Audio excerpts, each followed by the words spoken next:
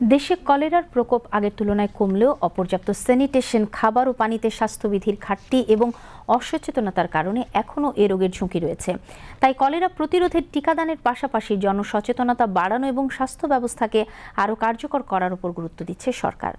আজ রাজধানীর নগর ভবন অডিটোরিয়ামে ওরাল কলেরা ভ্যাকসিনেশন ক্যাম্পেইন 2026-এর উদ্বোধনী অনুষ্ঠানে এসব কথা বলেন স্বাস্থ্যমন্ত্রী সরদার মোহাম্মদ সাখাওয়াত হোসেন। ক্যাম্পেইনের আওতায় 22 আগস্ট থেকে প্রথম ডোজের টিকা এবং 26 সেপ্টেম্বর থেকে দ্বিতীয় ডোজ দেওয়া হবে। দেশের ঝুঁকিপূর্ণ এলাকায় মোট 51,75,000 মানুষকে এই কলেরার টিকা দেওয়ার উদ্যোগ নেওয়া হয়েছে। অনুষ্ঠানে ঢাকা দক্ষিণ সিটি কর্পোরেশনের প্রশাসক মোহাম্মদ আব্দুস সালাম, স্বাস্থ্য অধিদপ্তরের মহাপরিচালক অধ্যাপক ডাক্তার প্রভাত চন্দ্র বিশ্বাস সহ ইউনিসেফ, বিশ্ব স্বাস্থ্য সংস্থা ও আইসিডিডিআরবির প্রতিনিধিরা উপস্থিত ছিলেন।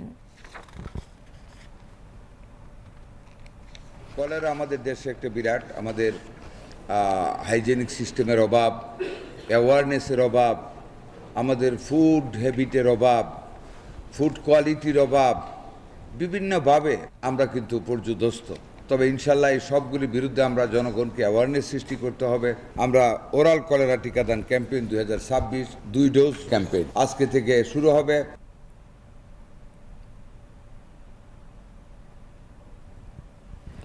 অসুস্থ হওয়ার পর চিকিৎসার পেছনে দৌড়ানোর চেয়ে রোগ প্রতিরোধের মাধ্যমেই জনস্বাস্থ্য সুরক্ষা নিশ্চিত করাকেই বর্তমান সরকার সর্বোচ্চ গুরুত্ব দিচ্ছে বলে জানিয়েছেন স্বাস্থ্য প্রতিমন্ত্রী ডক্টর এম এ মুহিত।